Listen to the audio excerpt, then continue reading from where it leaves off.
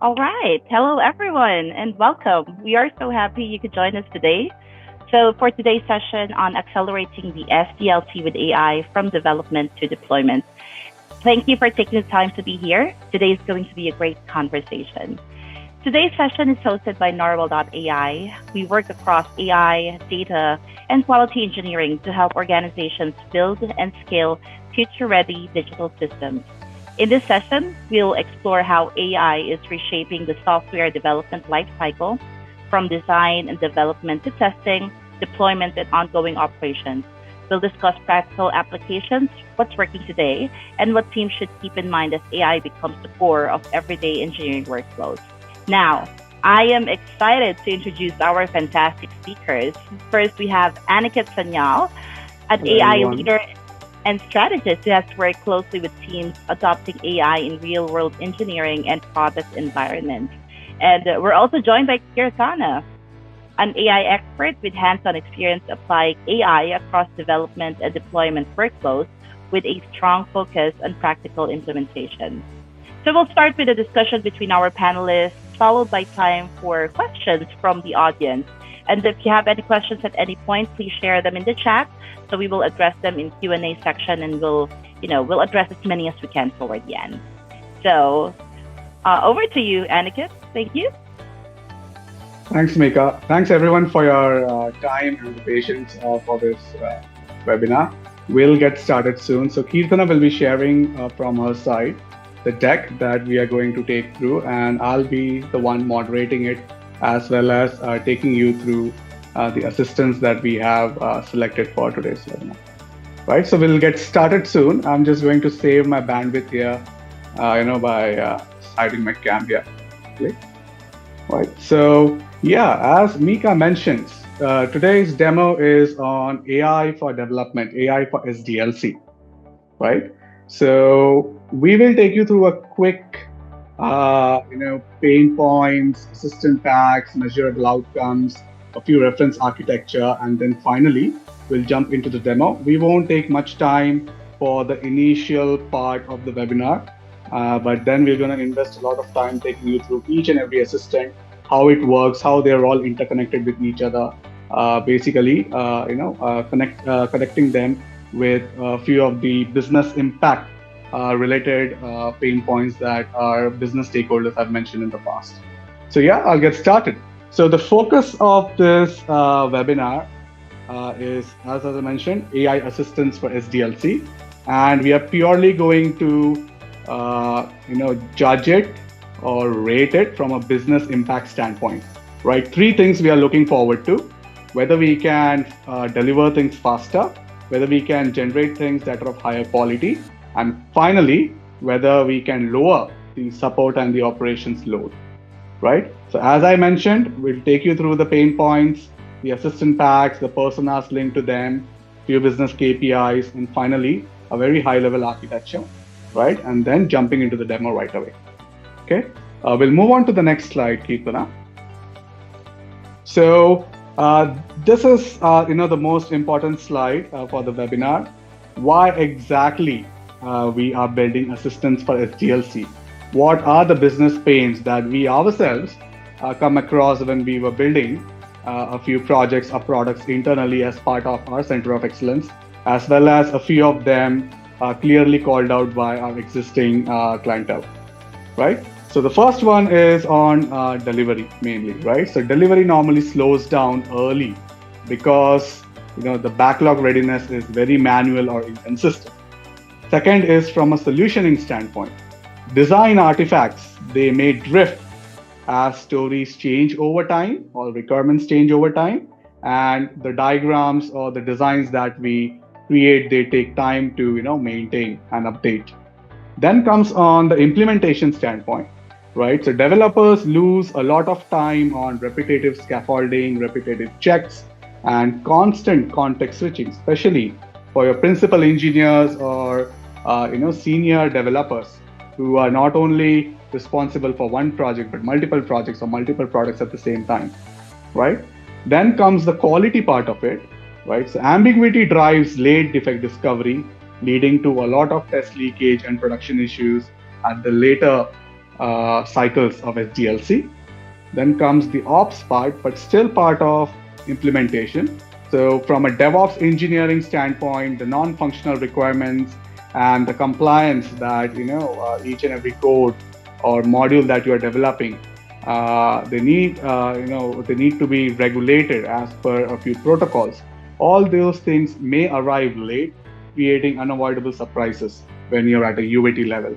And then finally comes the production support and ops that if not regulated properly, right, may face a lot of noisy incident with fragmented knowledge, increasing your mean time to resolution, right, and leading to alert fatigue, right? So with that, we did mention a few business pains that we have come across ourselves and from our few clientels.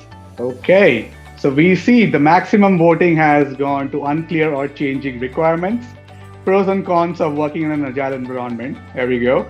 And the second top one is late discovery, right? So this basically helps me in curating what I would like to focus more on in the AI for SDLC assistance stack, right? So the first is the requirement parts itself, and the second one is the testing and the ops part. So the deployment, which is the third one, right? So we'll discuss on it as we progress with the demo. Okay, so let's move on to the next slide, Kirtana, which is our value proposition. I want to keep it very short, right? So what exactly we are claiming that we say that our AI assistant will help you in your end-to-end SDLC, right? So the first thing is we cover the full life cycle, right? So as your poll mentioned, requirements, yes, right? From requirements we jump to design, design to code, code to test, security, DevOps, site reliability, and finally support.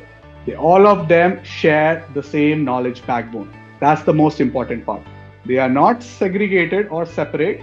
They're all interdependent on each other, and they can all be orchestrated as long as they get the right input from their previous node. For example, a requirement analyst is supposed to create user stories, right? So that the designer can create the right design and the frameworks so that the developer can start, coding implementation. And then the test person, they basically comes in and they basically run a few unit test cases, integration test cases on the developed code as per the user stories created, right? So they are all interconnected. We already know what all comes in as part of this entire end-to-end full life cycle, right? But the most important part is they come with a shared knowledge backbone, right? The second part is the shift left quality and governance strategy that we normally use, right?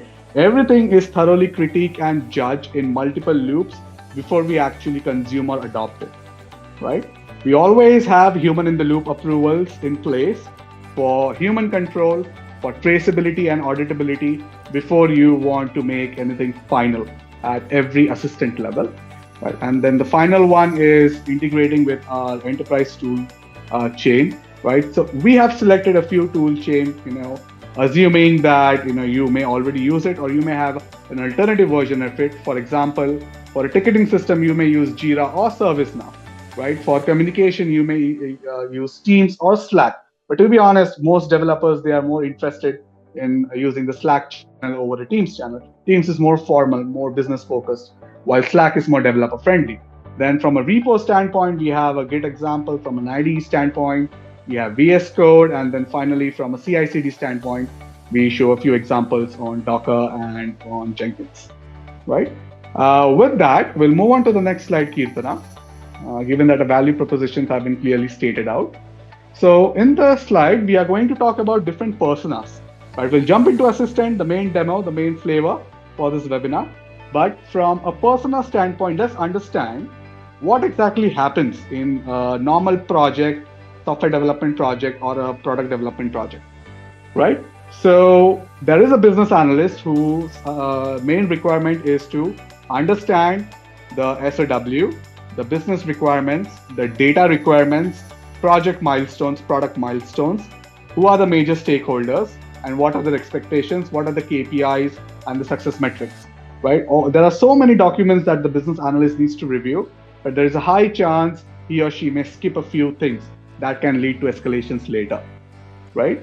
The second one is your product owner or scrum master or program manager who are responsible to have a conversation with the business analyst, have an idea of what exactly is expected out of the project, and create user stories so that they can align every other member in the team in the software development lifecycle, right? So we have the knowledge part taken care of by the business analyst, and then we have the requirements user stories created by our scrum master or a product owner. Then comes the technical folks, right? So we have a solutions architect, AI, data, QE, doesn't matter, right? They create the framework or a few design diagrams that gives some direction to our developers and testers and DevOps folks, right? The developers comes into play. They create the code. They may take help from an assistant so as to have a productivity boost. They may use an assistant as a pair programmer, as a code corrector, as a code debugger. At the same time, you'll have a quality analyst assistant, basically generating test cases, and sometimes may also do gap analysis, like our business analyst, right? So that's the more of a architecture and the implementation part. Finally comes your DevOps or MLOps person who's responsible to ensure that whatever the developer has built and whatever is being tested by our quality analyst is actually production grade, right? Is actually automated, right? So that's where we do a lot of pipeline development, containerization, infra as a code, non-functional requirements, policy gates, and an assistant, if tagged with a DevOps engineer, can help reduce rework significantly. Finally comes the support and the support sector mainly with the software, the AI ops part, monitoring part, right? We call it SRE, site reliability, right? It could be product reliability engineer, PRE also, just a fancy name we are using. And then obviously a 24/7, support ops, right? So they are mainly there to help you accelerate defect triage, do root cause analysis, and finally feed the learnings back into delivery. Okay. So with that, personas will move on for another poll. Point tools, coding, copilot, system automation, obviously, right? So this is basically from an implementation standpoint, right? So that's the first one rated, and the second one we see is the early stage experiments and pilots. That's an excellent feedback that we actually got, and we have taken that into consideration for the demo, right? So we'll demonstrate that when we are in the middle of the demo. Let's quickly move on to the next slide, Kirtana. Yeah, so the next slide will talk about the business outcomes, right? Now, if at all you have a software development project and you have a SDLC team, how will you trust us? What exactly, we can guarantee when you embrace one or more of our assistants that we are delivering as part of this Jumpstart pack, right? So we are tracking outcomes that leaders actually care about: speed, predictability, quality, and ops efficiency. So you see the numbers in front of you. These numbers are coming directly from our internal analysis as well as from a few clients who are actually using these assistants, right? Faster backup readiness in general, higher deliverability, predictability, okay?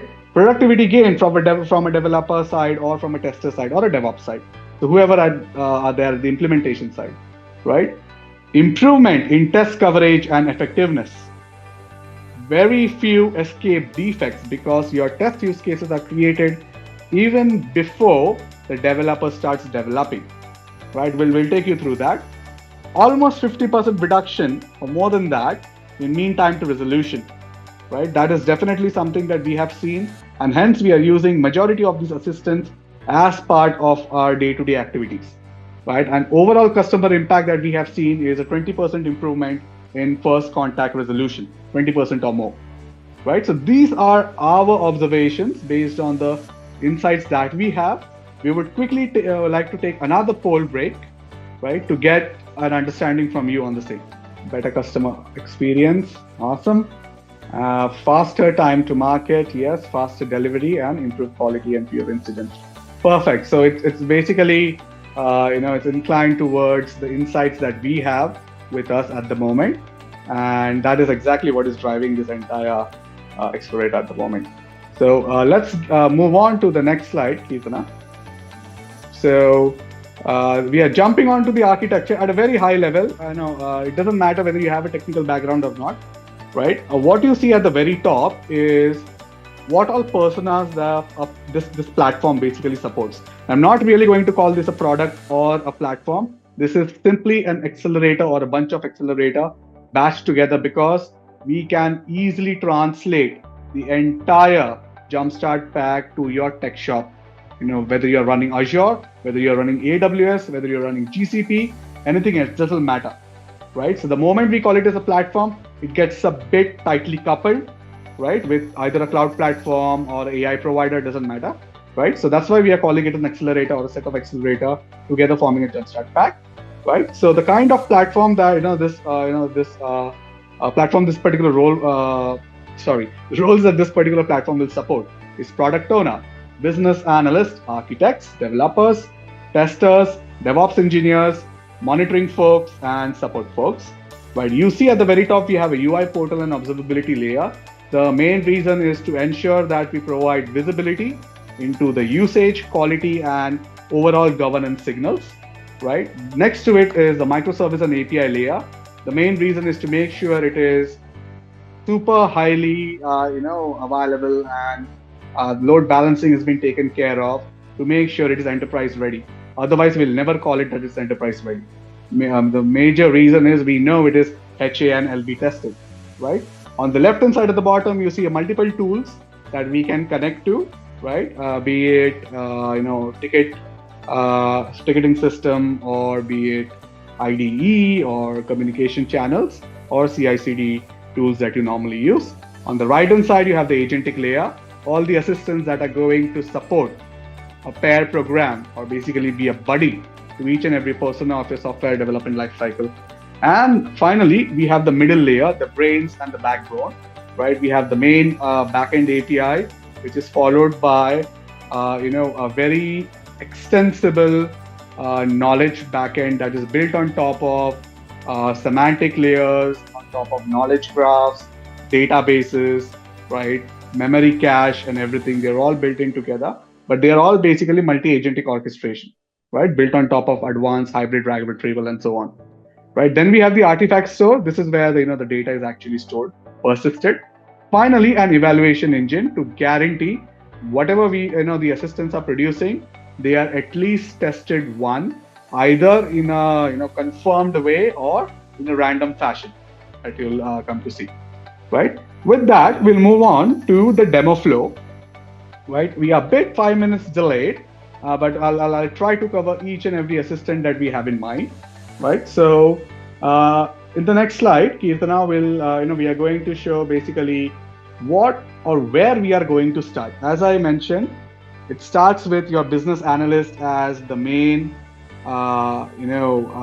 starter point where he or she is going to analyze the different kind of documents that literally defines the product's deliverable expectations and so on, right?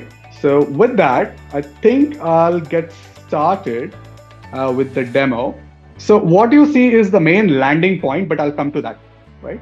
So as a business analyst, I would like to understand what exactly is the project requirement, okay? So a SOW comes your way, a business requirement documents comes your way, then you have DRDs and project deliverables and so on. For the sake of the demo and time, we are going to focus on a statement of work on software development itself, right? This has been taken from the internet, so there's nothing confidential in it, right? So what does a software development project looks like? What are its technical requirements, right? Project planning, project tracking, requirement analyst, software design, implementation. So you have a coder, you have a tester, you have a DevOps guy, you have a security guy, right? You have a reviewer and so on, right? So this is one document that we have ingested into our knowledge base altogether, right? Now, as a business analyst, I may not have the time to read each and every document end to end. I may be working across multiple projects and products, right? So there is a high tendency I may skip a few requirements, right? So given that the time factor is also crucial and quality is also crucial for the delivery, right? This business analyst would like to extract a few information that is the bare minimum anyone needs for doing the analysis. So I have this document that I've created on the fly, where I have mentioned what exactly I am going to ask to this particular document, or wherever my database is, wherever the project data is saved, right? So what exactly are the objectives of the product development, right? Who are the stakeholders?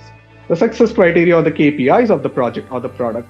Who are the target users, right? Any new features or any capabilities that the product will be implementing, and most importantly, are there any gaps, right? And there are many more, right? So use case name, value driver, performance metrics, and so on. But for the sake of the demo, we'll focus on these 7 entities, right? I will get started with the main demo. Okay, quickly scanning if everything is in place. The drill I would like to follow is, I'll show you something. I'll explain you exactly what they are, because we have already rendered the outputs to save the time. We'll clear the history, we'll generate on real time, and we move on to the next assistant, right? So that is the drill I kind of have, at least for the next 10 minutes. Let's see how it goes, right? So you see the launcher pad or the launcher screen. Depending on your persona, you are going to click the relevant assistant that would potentially help you in getting your job done quickly with the topmost quality. Okay. Now, as a business analyst, I mentioned that I am interested in these 7 questions. So as a business analyst, I'll be exposed to an app named Knowledge Q&A or IDP Assistant, right? I have ingested all the project-related documents into a knowledge base named SDLC, right? Because that's exactly what our document or project is about, okay? And I have already pre-populated the entities and the description, okay? There's nothing new here. So whatever we discuss in this document, that's the entity name, that's the description, and I want my accelerator, my assistant, to fetch those information for me, okay? There are a few advanced stuff that you can select at the bottom, but this can be explained, if there is any time left later.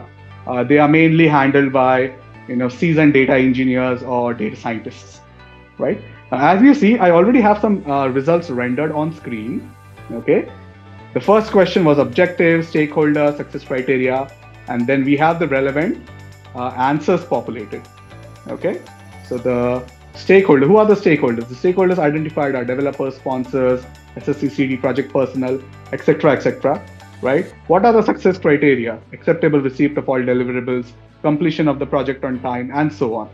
And the final column is a critique column that literally says that the question was delivered in one cycle, the response was delivered in one cycle, and the judge's verdict is correct. This is literally your evaluation engine that we were talking about during the architecture presentation, right? Now, you may have had the time to read the document. You still use this automated assistant to generate the answer, and you see there is some discrepancy based on your understanding and what you see here. For that, we have the observability pieces, the references and the citations at the bottom. Let's say you're not happy with the overall objective. You can go to the bottom, you expand them, and you can literally see what all sections of the original document was referred in order to generate that value response. Okay, these are the top 10 chunks that it is looking into.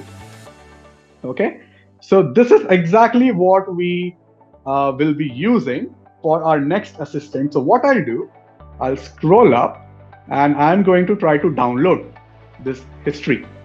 Okay, I'm going to save it as my IDP history 4. Okay, in real time. Yeah, all looks good. Okay, I've saved it. Now you may see, oh, Aniket, okay, what if you have just simulated this? Maybe it is not working, right? What if can you show me in real time? I will do it now. But I'm going to clear the history. I'm going to extract it, but this time I'm going to randomly do the judgment. Not for all the entities, but maybe a few of them, right? So I'm going to just hit extract, and I'll quickly jump on to the next assistant, right? Here, Kirtana is going to take us through what exactly the output is, but we will also run this in live fashion soon. Kirtana, would you like to take over? Sure. So hi everyone. Now that we've seen knowledge Q&A where an SOW document is ingested and the entity extraction is also performed, now let's have a look at the next step in the SDLC automation, which is our requirement analyst assistant.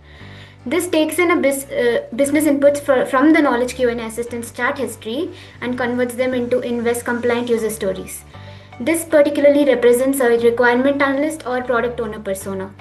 You can see on the screen that it is expecting a input document which we have already attached, IDP history 3 JSON. This is basically from our previous accelerator. We can also go ahead and preview the context just to verify. These are the entities that we have previously extracted along with the answers and references as well.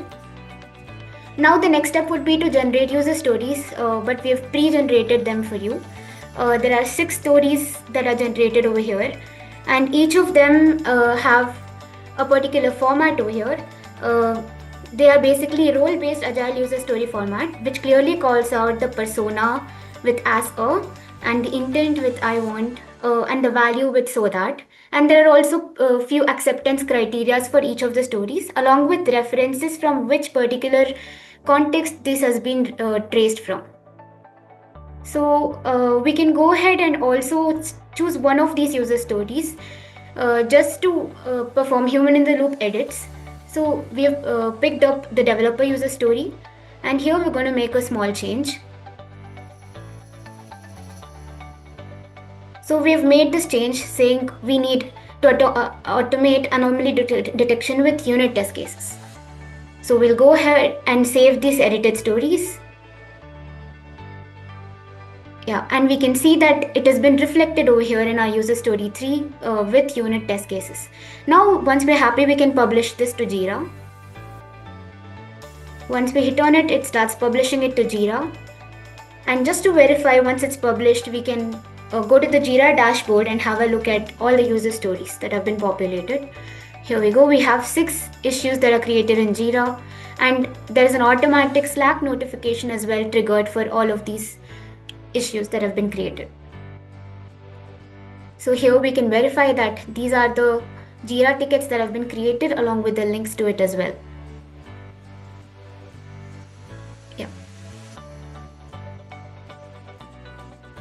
Yeah, here we can also see that in the Jira dashboard as well, it's been reflected with the human in the loop change also that we made. And it has a description, the acceptance criteria, the same thing that we could see in the UI.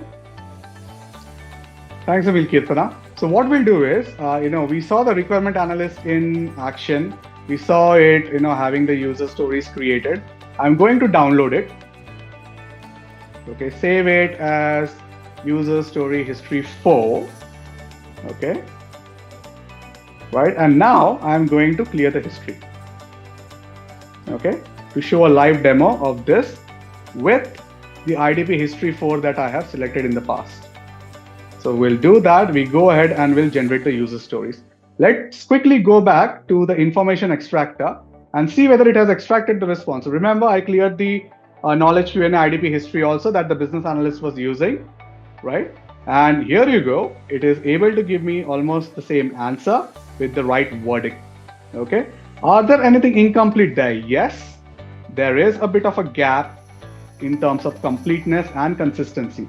And that is true. The document that we have selected is deliberately a bit ambiguous, and it may not yield you the full result, right? Or it may not have all the information because it's just the SOW, right? There is BRD missing, DRD missing, so many things are missing.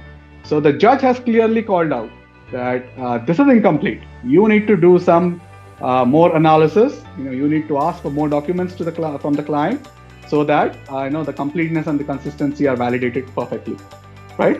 So you saw this in live action, as well as we explained it in detail. While the user story is getting created again, in live fashion, we'll quickly jump to the next section, which is basically the solution designer, right? Now, you remember we have already saved the user story from there, right? But we'll come to that later. We already have populated something, right? So from the user story, we have selected the third one, which is basically to automate anomaly detection from predefined templates. Now, I am a solutions architect, okay? I am working across multiple products, multiple teams, multiple, departments.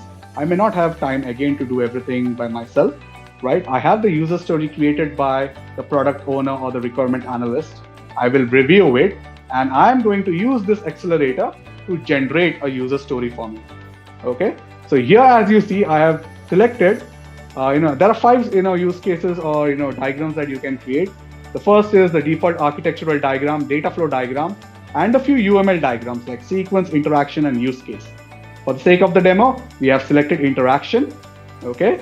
You see the judge's verdict is correct. Our judge is everywhere. It is not leaving a single assistant, right, aside. So it is there to evaluate each and everything.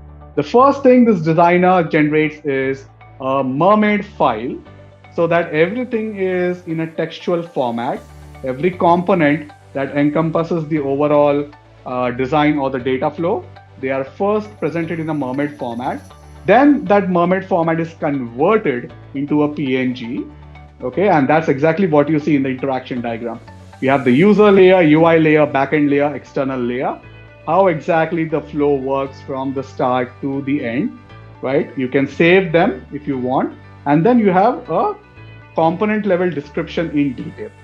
Okay, so we have seen this. Again, we can go back and edit anything we want, right? But for the interest of time, I'm going to go and change it to user story 4 that we just downloaded, right? So it will automatically filter the only 2 use cases that are relevant for a developer, right?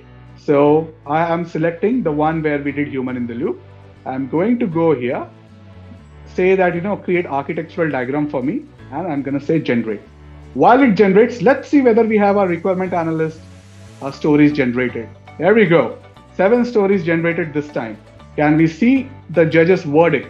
All of the stories has been validated by your evaluation engine, right? And as usual, every story will have a detailed artifacts that can be basically inserted into our ticketing system. Okay, so while the architecture diagram is getting generated, let's quickly show you the Copilot. Now, Copilot is your buddy, your pair programmer for your developer.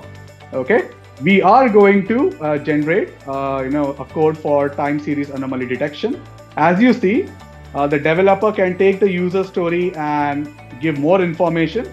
So not only give me create a function that does anomaly detection, but do it specifically with rolling z-score approach or exponential moving average approach. And we have copy pasted the acceptance criteria. Okay, when we generate it, this is the final code. You see, it mentions the kind of packages you need to install. It imports the right packages. It has a load function. It has a rolling z-score function. It has exponential moving average function.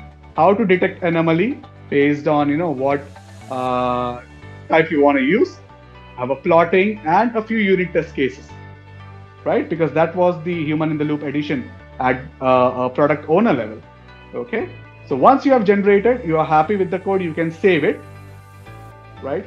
You can try to open it in VS Code because you're a developer, you want to run it and check it, not just blindly trust AI Copilot to get the job done, right? So it will open in your local VS Code.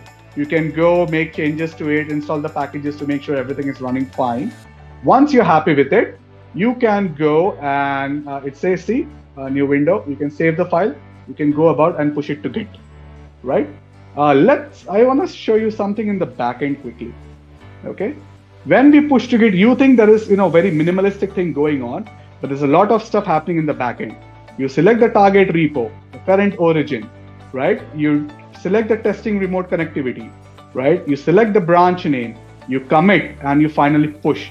There are so many things happening that have been completely orchestrated by a Git agent. Okay, the Git agent says that there is a branch created. Can you go and have a look at it? Now, who is going to look at this branch? Not your developer, but your solution designer, right? Let's quickly go and check one of the branch. I'm going to refresh my repo here. So it says it's updated now. I go into the Git push agent repo and I see that there has been a branch pushed for validation. So 1541, okay? That's exactly what it is. Now, the solution designer, who's the architect, can go check the code and basically validate it, approve it, merge it, and so on. So that's where the first implementer comes into play, right? Let me quickly go back to the solution designer and see whether it was able to create the architecture diagram. And there you go. There's a big architecture diagram created. I can zoom in, it will give me all the details, right? But in the interest of time, I'll just quickly move on to the next accelerator, right? So I showed you this code gen. I'm going to basically download this history. Okay, I'm going to save it as CodeGen History 4. Move on. But before moving on, I'm going to clear the history so that there's nothing there, and I'm going to regenerate in real time. Okay, so these are the 4 assistants out of the 8. Now let's quickly move on to the QA.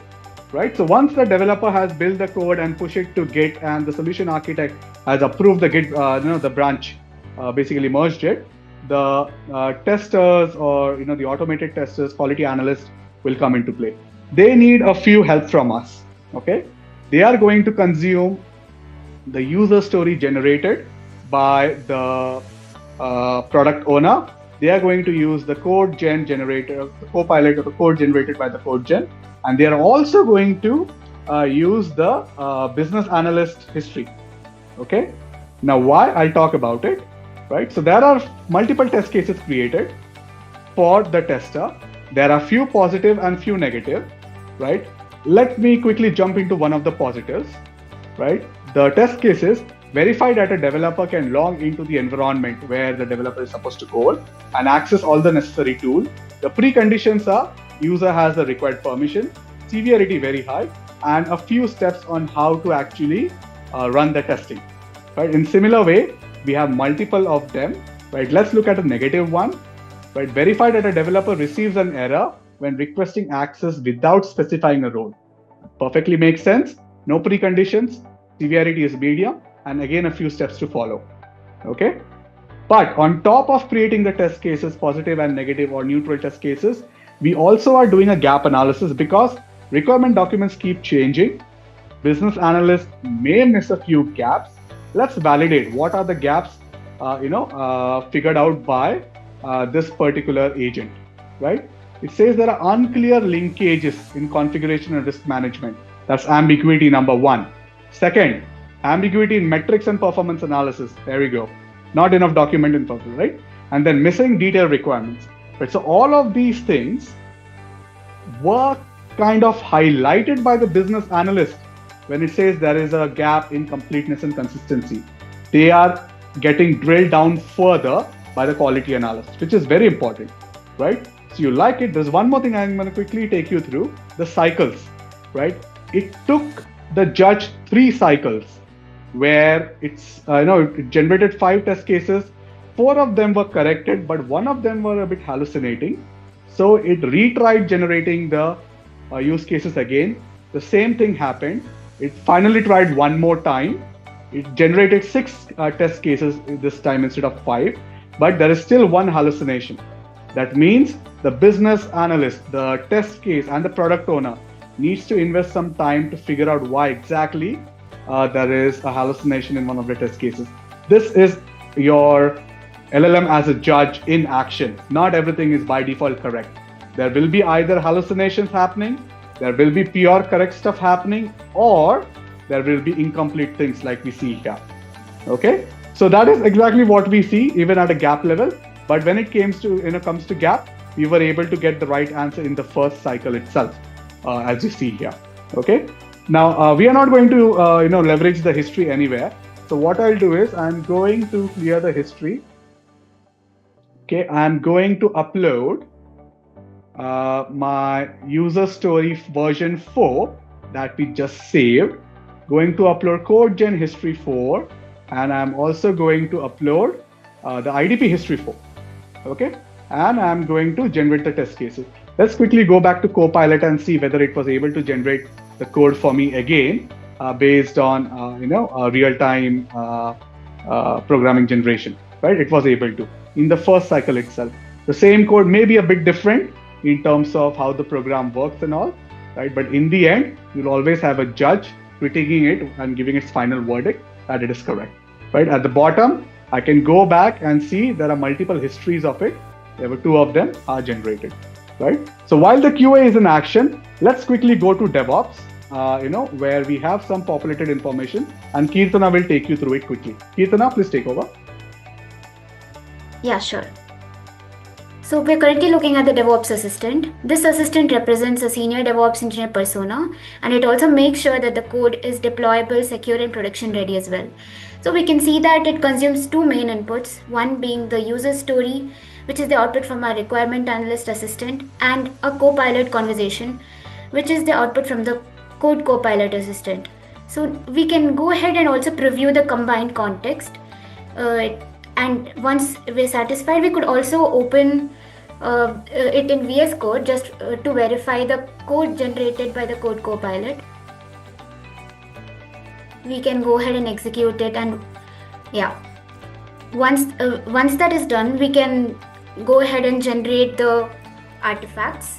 We can see that we have already generated 3 of the artifacts. One being the Docker file. This defines how the application is packaged, what runtime it needs, and how it starts. And also the second being a Jenkins file or a CI/CD pipeline, which handles build, test, security checks, and deployment steps. The third one being the non-functional requirements test cases, which creates test cases that addresses requirements like performance, security, reliability, scalability, usability, and Git. So once all the 3 artifacts are populated in the UI, we can either open it in VS Code IDE to review it or execute it as well. Yeah. So we can see that all the 3 of the Docker file, Jenkins file, and in the side we can also see NFR test cases JSON file present. Yeah. So the user can also edit the artifacts in case they want to make any amendments. So let's go ahead and do that and make a small change in the NFR test cases.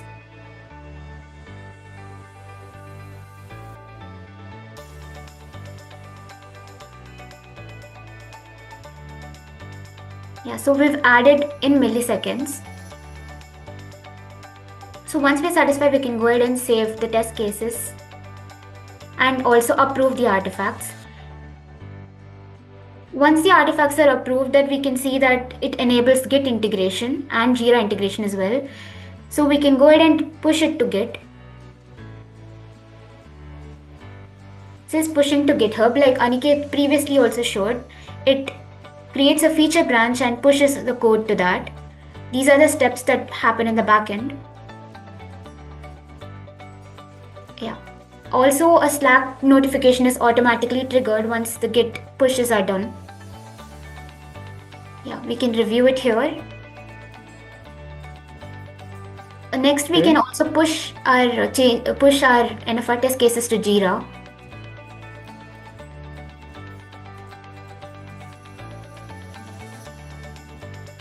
Okay, so let's quickly, while it is getting pushed to Jira, let's see whether the code was actually pushed to Git, right? So this is, you see, there has been a new updated repo, which is the Git push agent DevOps, right? We go into it and we see there has been a new feature branch created, right? A few seconds ago. That's exactly what we saw in the terminal also, right? So we'll come back to here. It says that the NFR Jira tickets have also been created, and the Slack notification is also sent again. So here you go, there is a new notification, right? And if we go and refresh our Jira board, you'll see the new ticket. So let's do that quickly. Okay, in the interest of time, I think we are running a bit behind the schedule. I think we made changes in the very first one, right? So there we go. The human in the loop that Kirtana just made me do has been captured. Okay, so as we are demoing, we are, let's see whether we have the response of quality analyst that we ran in real time, right? After going through it, there we go. We have 5 use cases determined. This time there are 4 gaps. Okay, lack of specific methodology, completeness, right? Unclear criteria, inconsistency, right? Undefined roles and responsibility, inconsistency or completeness, both, and potential contradiction in responsibility, right?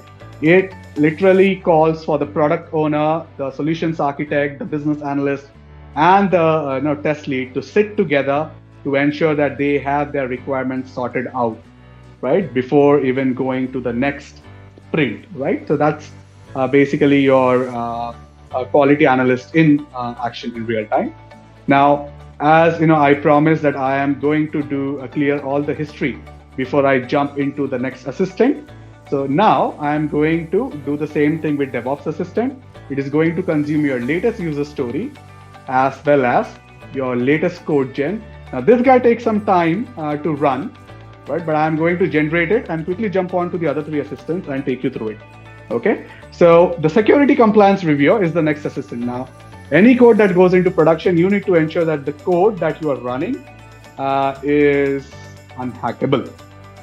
Even if there is no VPC, it should be unhackable, right? So we did the testing and we figured out in the code gen history, the third version, right? There were two issues. One is validation missing, and then there is something related to errors. What exactly they are? So the first is missing input validation, right? And that relates to the OWASP reference A012012 broken access control, right? We are giving a few descriptions saying user input used without validation or sanitization, and there is a recommendation. Always validate user input, right? As a proper coder, you need to ensure that the input that you get in any function is actually tested for presence and the data type, okay? And the second issue is the verbose error message, right? The severity is high, and it is again referred to the OWASP protocol of A062021, vulnerable and outdated components. Probably they're using deprecated code in that. Okay, so this is good. I know in the interest of time, I will not run it again. Let's quickly jump to the support ops. Okay, the support ops is going to analyze any code, any log that you're going to give it, right?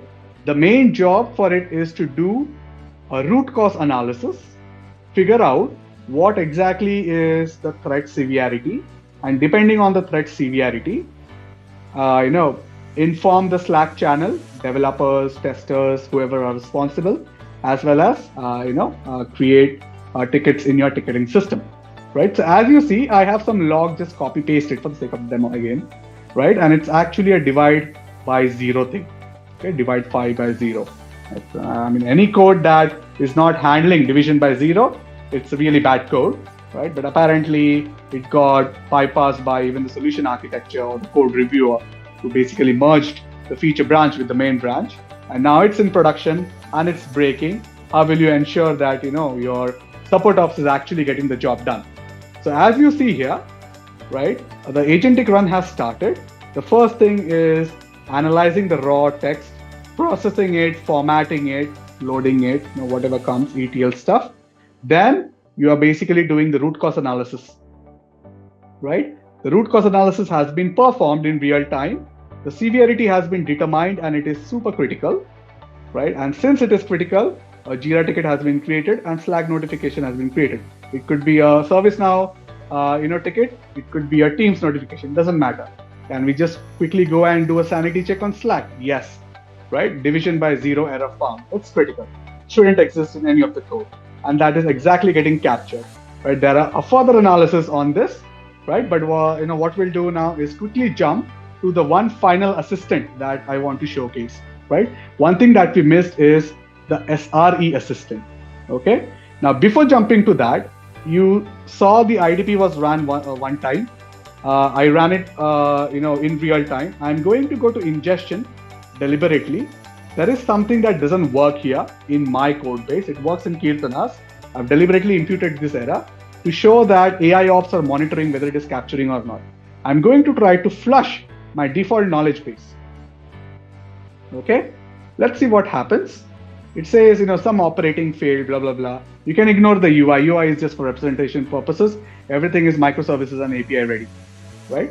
So let's go to the SRE assistant, which has been integrated with the knowledge Q&A assistant in general, right? And we want to see what exactly happened, right? So it says that chat was, chatting API was hit one time, IDP 3 times, ingest 1 time, right? Then I go further and see failed responses for ingest. Okay, And then I can keep scrolling and I can check. There are a lot of other Prometheus metrics also involved here, right? Now, this may not be essential for a business developer, but from a developer, DevOps engineer, and a security engineer standpoint, these are very important. If I can go back and come back here, let me see if I can get a description of all those complex stuff in a natural language format, right? Here we go. I have it now, right? It's the same thing.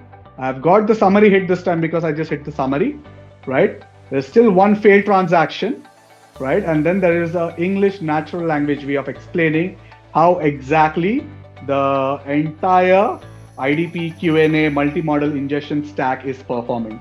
So this is your MLOps or AIOps guy doing the 24/7 monitoring while the business analyst or the product engineer or the solution engineer keeps using this app, right? Let's quickly go back and see DevOps if we have the artifacts ready. Yes.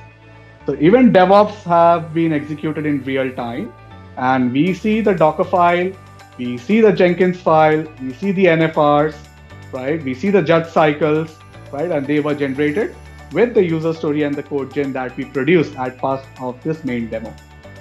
With this, I would like to hand it over back to, this is basically the end of the demo. The only thing that I didn't show you in live is security, just in the interest of time. I will hand it over back to Mika and Kirtana. You may please share your screen. I'll stop sharing here. All right, so we can dive into our Q&A session now. Yes, please.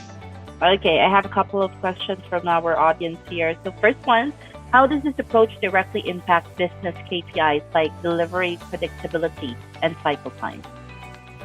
Yeah, that's a good question, Mika. As I mentioned in my previous business pain points slide, right?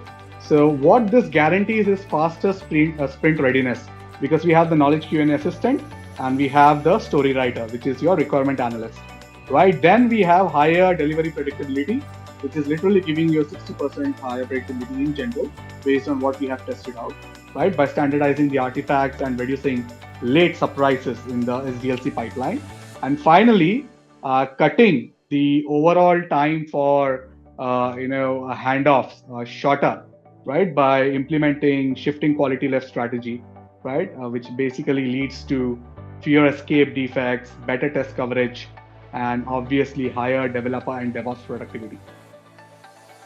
Awesome. And the next question is, how is this different from AI code generation tools already used by developers? Awesome. See, this question has been asked multiple times when we have presented this to a few existing clients as well as potential clients, right? So the existing AI code gen tool that they normally use, they optimize one step at a time.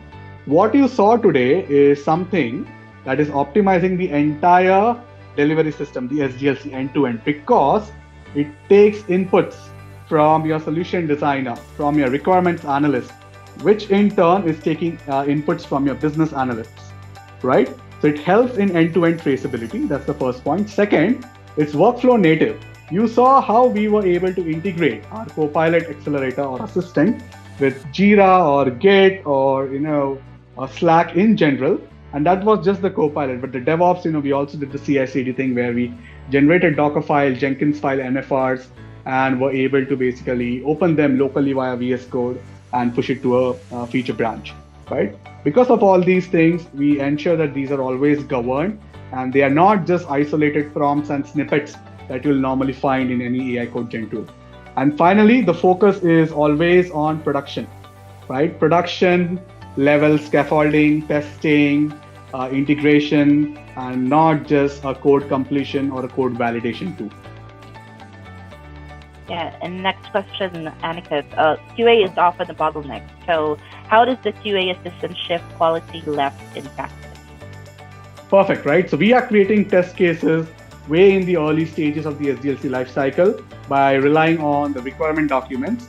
And as we saw, we not only create those test cases, we also create or look for gaps that the business analyst or the product owner missed, right? When it comes to overall missing a few scenarios upfront, right? Second is we push gaps and actions into existing workflows. tickets and channels, Jira tickets, Slack channels, and so on, making quality a shared team process and not just a quality team problem.